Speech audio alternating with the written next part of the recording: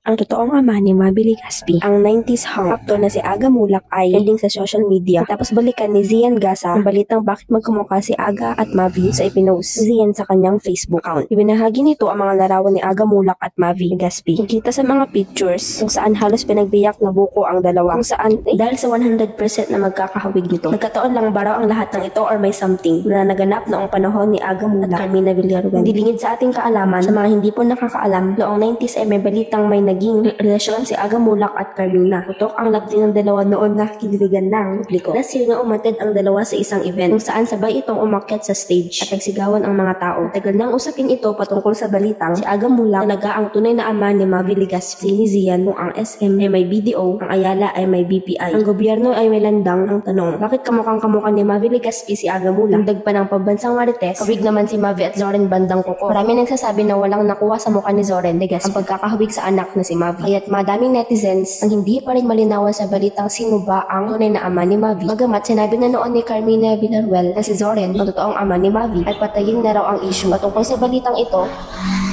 may mga nagsasabi na pinsan na buo ni Carmina o si Aga Mulak. Kahit nakuha ni Mavi sa side ng mga mulak ang mukha nito. At hindi magkalayo na magkamukha rin ang lalaking anak ni Aga Mulak si Andres sa mukha ni Mavi Legaspi. So ngayon, walang pahayag si Carmina sa balitang si Aga Mulak. Talaga ang tunay na ama ni Mavi si Zoren. Ngunit sa batas ay mulat ang katotohanan na si Zoren ang tumatayong ama ni Mavi. Dahil siya ang nakasama nito mula pagkabata. Yun lamang po, ano ang masasabi mo sa balitang ito? Comment mo sa ibaba. Huwag kakalimutan i-like ang video na ito. Maraming salamat po sa panonood.